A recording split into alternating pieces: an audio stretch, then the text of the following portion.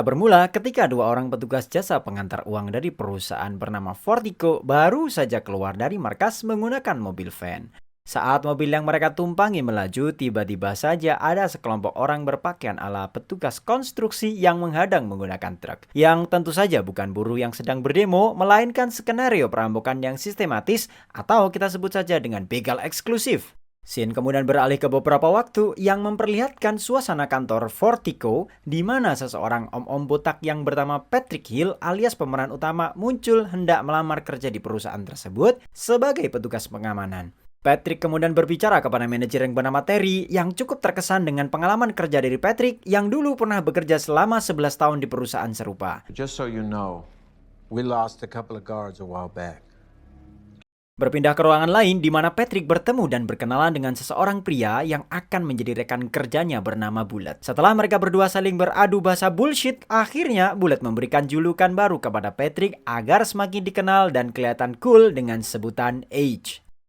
Singkat cerita, Bullet mengetes kemampuan lapangan si anak baru termasuk kemampuan menembak, ketahanan fisik, dan kemampuan mengendarainya di mana untuk lulus dibutuhkan nilai 70 dan hasilnya H lulus dengan nilai pas-pasan. 70%. Setelah lulus rangkaian tes, Bullet mengajak H untuk berganti kostum di ruangan ganti dengan outfit yang lebih kece biar makin gagah sambil memperkenalkannya dengan rekan-rekan kerja yang lain. Yang entah kenapa di sini justru semua rekan-rekan kerjanya itu bersikap tidak ramah. Mungkin karena efek banyak cicilan dan belum gajian. You look like you could do some pull-ups. I'll put a 50 on you being boy sweat here. Pada hari pertama H bekerja, dia ditugaskan untuk mengamankan pengiriman uang ke beberapa titik bersama dengan Bullet dan rekan lainnya bernama Dave menggunakan sebuah mobil. Di mana sepanjang perjalanan, Dave terus saja mengoceh tentang betapa berbahayanya pekerjaan mereka sambil terus menyindir H yang dianggap noob. Tetapi pada akhirnya tugas pengamanan mereka selesai dengan lancar. Dan untuk merayakannya, Bullet mengajaknya untuk nongkrong bersama dengan rekan-rekan yang lain, namun H menolaknya. Dia malah sibuk diam-diam memperhatikan kartu identitas pegawai lain yang terpanjang di dinding. Pada hari berikutnya, Edge kembali bekerja bersama Bullet dan Dave seperti sebelumnya. Mereka mengantarkan uang dengan mobil, namun kali ini salah satu tujuan mereka adalah ke sebuah kapal pesiar. Sesampainya di depan sebuah kapal pesiar, Bullet bertugas sendirian mengirim uang ke dalam kapal, sedangkan Dave dan Edge hanya bersiaga menunggu di dalam mobil. Beberapa saat kemudian terdengar kabar dari radio bahwa Bullet dirampok dan disandra oleh sekelompok orang yang membuat Dave yang biasanya sok jagoan malah terlihat panik dan ingin kabur. Namun sebaliknya, Edge terlihat lebih tenang dan mengatakan agar Dave tetap tenang dan mereka harus mengikuti keinginan perampok tersebut. Dave dan Edge diminta untuk pergi ke suatu tempat jika ingin menyelamatkan Bullet. Ketika mereka sampai di tempat, terlihat Bullet tidak berkutik karena ditodong pistol. Mereka mengancam dan menyuruh Dave serta Edge untuk secepatnya memindahkan seluruh pundi-pundi kekayaan yang ada di mobil Fortico ke dalam mobil para perampok jika tidak ingin Bullet tewas. Edge segera melakukan apa yang diperintahkan, namun tiba-tiba tanpa aba-aba Edge mulai melakukan perlawanan dengan menembak para perampok. Dengan skill yang pastinya bukan kaleng-kaleng, Edge berhasil menumbangkan para perampok dalam waktu sekejap. Di mana Dave terlihat hanya mematung sambil menonton pertunjukan Edge mengeksekusi para perampok. Dan ketika seluruhnya tumbang, Edge segera mengecek satu persatu wajah mereka. Di sini kita diperlihatkan salah satu detail mengapa Edge masih peduli dengan siapa wajah asli para perampok yang nanti kita akan tahu alasannya. Pasca kejadian tersebut, mereka harus berurusan dengan polisi khusus. Polisi yang keheranan langsung bertanya bagaimana mungkin ia bisa menumbangkan 6 orang perampok sendirian tanpa terluka, sedangkan kita tahu nilainya saja pas-pasan. Sebelum ia meninggalkan ruangan, polisi memperlihatkan video CCTV perampokan yang terjadi di awal film. Mereka mengatakan agar Edge segera memberitahu jika menemukan informasi terkait perampokan tersebut. Any connection, Mr. Hill?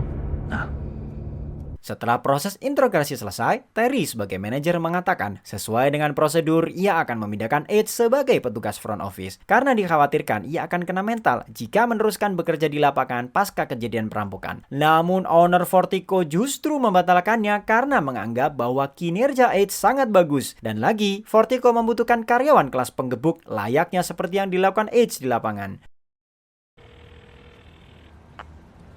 Well, Di sisi lain, polisi khusus yang tadi menginterogasi sedang menelpon pimpinannya untuk mengatakan bahwa mereka telah menemukan orang yang mereka cari, yakni H. Dan bos mengatakan agar membiarkannya tetap bekerja di Vertigo karena mereka sudah tahu alasannya.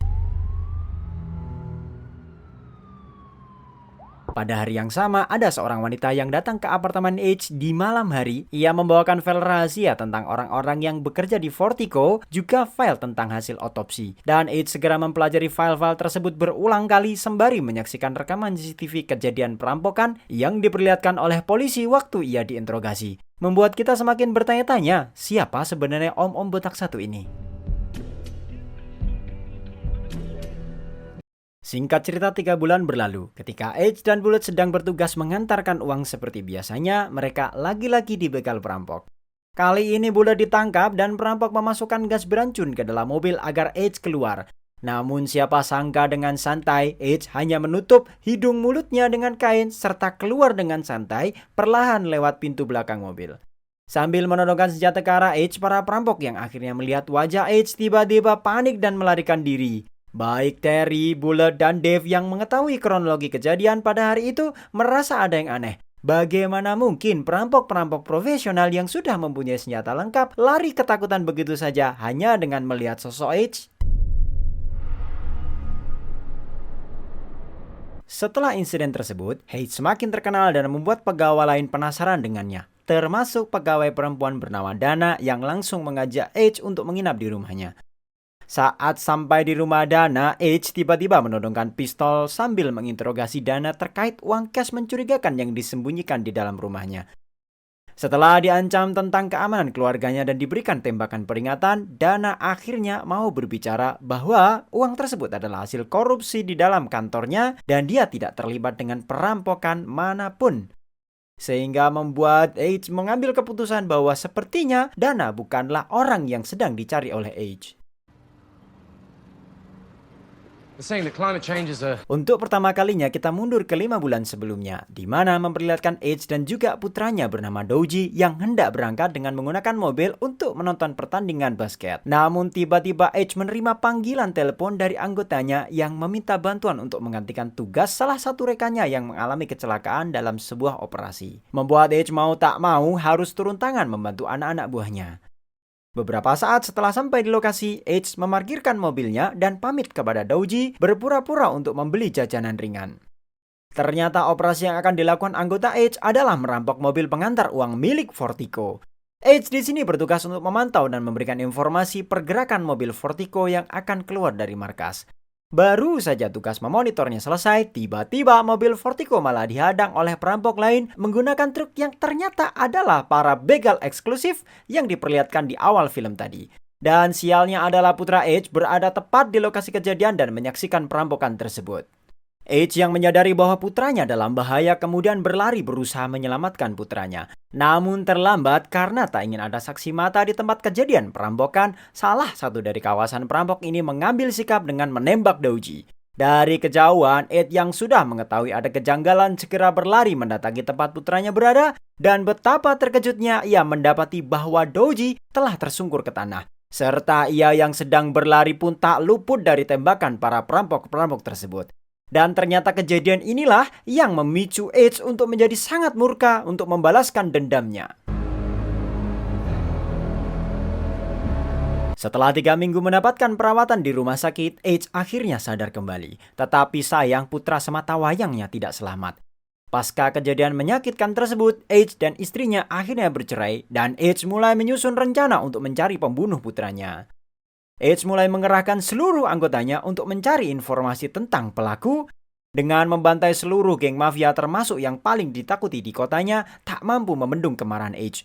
Karena dirasa tak menemukan pelaku dengan cara tersebut yang tidak efektif, H akhirnya memutuskan untuk mencari dengan pendekatan yang lebih halus lagi. That's right. I'm a Britannic. H pun memutuskan untuk kembali ke London dibantu oleh kenalannya seorang perempuan bernama Christy yang membuat identitas palsu yang kemudian digunakan untuk melamar kerja di Vertigo untuk menemukan informasi terkait para pelaku perampokan. How are you holding up, Sam? Scene kemudian beralih menampilkan geng pensiunan militer yang dipimpin oleh seseorang bernama Jackson yang sedang gabut.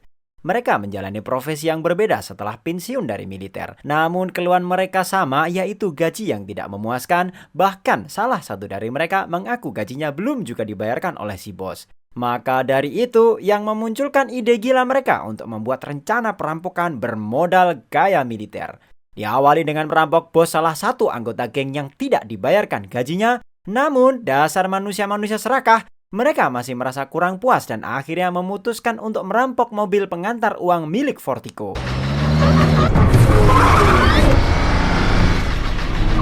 Bermodalkan update informasi dari orang dalam di perusahaan Fortico bahwa akan ada pengiriman uang dengan mobil yang nilainya tentu saja lebih fantastis dari sebelumnya. Setelah geng ini berlatih dan menyusun rencana yang matang, tibalah waktu untuk perampokan di mana mereka menyamar memakai baju pekerja konstruksi. Awalnya, semua berjalan baik sesuai dengan rencana. Tapi seorang anggota geng yang arogan bernama Jane tampak panik ketika salah satu petugas pengamanan Fortico sempat membuat perlawanan. Jane sempat beradu mekanik dengan petugas pengamanan Fortico hingga membuat penutup wajahnya terbuka dan wajahnya nampak terlihat. Karena kesal, Jane menghabisi seluruh petugas pengamanan Fortico. Ia juga menembak Douji yang telah menyaksikan semuanya.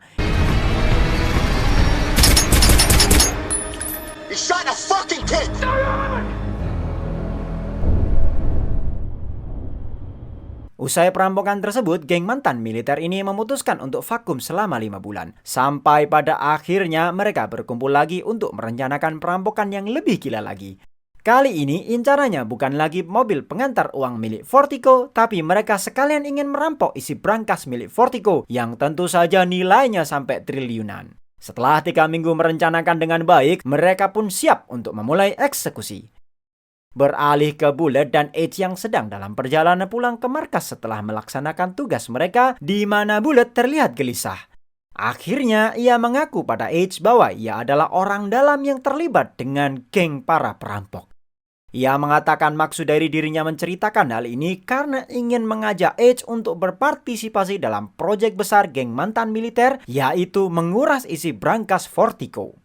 Edge terlihat tampak tenang dengan pengakuan dan tawaran dari Bullet, karena akhirnya Edge menemukan orang dalam yang menuntunnya ke perampok yang sedang ia cari-cari selama ini.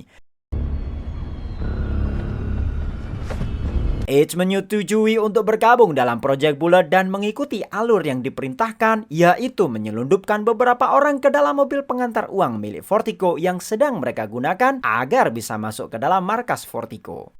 Agar Edge tetap bersikap kooperatif karena kita tahu kemampuan gilanya, tangannya diikat dan senjatanya diambil oleh para perampok, berharap operasi berjalan dengan lancar. Sesuai dengan rencana, mobil bisa kembali ke markas tanpa dicurigai. Mereka akhirnya berhasil masuk ke brankas. Bullet berpura-pura menjadi tawanan para perampok agar bisa masuk ke ruangan akses utama Fortico, membuat para penjaga keamanan memberikan perlawanan hingga terjadi baku tembak. Meski salah satu geng militer ada yang tumbang, tapi mereka berhasil memasuki akses utama dan membuka gerbang agar anggota lain di luar bisa masuk ke dalam. Di saat Jackson dan gengnya sedang sibuk memindahkan uang, Edge mulai bergerak meski dengan tangan terikat melumpuhkan salah satu anggota Jackson dan mengambil pakaiannya. Dengan penyamaran itu, ia berhasil menumbangkan lagi dan lagi anggota Jackson dengan tepat. Edge kemudian memasukkan handphone ke salah satu tas berisi uang milik Fortico yang akan dibawa oleh geng Jackson. Dana dan rekan-rekannya berhasil menahan Jackson dan gengnya yang tersisa, tetapi tanpa mereka duga, Bullet muncul dan menembaki mereka dari belakang. Ketika Jason dan gengnya akan naik ke mobil dan melarikan diri, Edge muncul menghujani mereka dengan tembakan dan salah satu tembakannya tepat mengenai leher Jackson. Namun Edge tidak menyadari Bullet yang mendekat secara tiba-tiba muncul dari arah samping dan menembaknya. Dengan mobil baja Fortico yang mereka curi, mereka menembus barikade polisi yang telah bersiaga di depan markas Fortico. Di dalam mobil tersebut tersisa Jane, Bullet, dan Jackson yang terluka. Dan sesuai rencana pelarian yang sudah disusun dengan rapi, mereka berhasil lolos dari kepungan para polisi-polisi tersebut. Mereka masuk ke dalam sebuah gendung dan memindahkan uang ke tempat lain, namun karena luka Jackson semakin parah, Jackson merasa khawatir kalau Jen akan menguasai seluruh uang hasil rampokan dan melupakan perjanjian untuk tetap merawat keluarga mereka jika ada yang tidak selamat. Hal itu justru membuat Jackson berencana membunuh Jen, tetapi rencana itu batal karena Jen lebih dahulu membunuhnya sebab tidak ingin direpotkan dengan Jackson yang sudah terluka parah. We all understand the risks. Walhasil tersisa Bullet dan Jet yang sibuk memindahkan uang dari mobil ke ATV. Mereka lalu mengendarai mobil melewati terowongan waktu hingga sampai ke ujung di mana mobil lain sudah disiapkan. Setelah selesai memindahkan seluruh tas uang dari ATV ke mobil tersebut, Bullet berencana untuk mengkhianati Jen dengan membunuhnya. Tetapi lebih dahulu Jen berhasil menghabisinya. Jen pun akhirnya mengendarai mobil sendirian di mana rencana pelariannya berhasil karena tak satupun polisi yang dapat melacak keberadaannya. Pada malam hari saat sedang minum-minum dan mabok-mabok sendirian merayakan keberhasilannya, tiba-tiba terdengar suara dering handphone yang tadi kita tahu bahwa H memasukkannya ke dalam salah satu tas yang berisi uang. Jane nampak kaget dan bingung, lalu ia mencari dan mengambil handphone tersebut dan di saat ia menoleh surprise, H sudah berada di ruangan tersebut, duduk dengan senjata dan sebuah file di tangannya. Jane mengira kalau H datang untuk merebut uang hasil rampokan, namun tentu saja bukan itu alasannya. H lalu melemparkan file yang dipegangnya dan menyuruh Jane untuk membacakannya. Jen lalu mulai membacakan isi file itu masih dengan raut wajah yang bingung. Dan ternyata itu adalah file hasil otopsi penyebab kematian putranya, Doji. H pun lalu menembaki Jen persis seperti Jen menembaki Doji dahulu. Setelah selesai membalas dendam, H pun keluar dari sana di mana pimpinan polisi telah menunggu untuk mengurus TKP. Dan film pun... saya capek. Nah, jadi kesimpulannya dari film ini adalah bagaimana kemurkaan seorang ayah yang kehilangan putra kesayangannya. Dia rela melakukan apapun, bahkan menyamar jadi seorang petugas keamanan hanya untuk menemukan pelaku menemukan pelaku pembunuhan putranya. Dan tidak ada yang bisa menghentikannya untuk membalaskan dendam.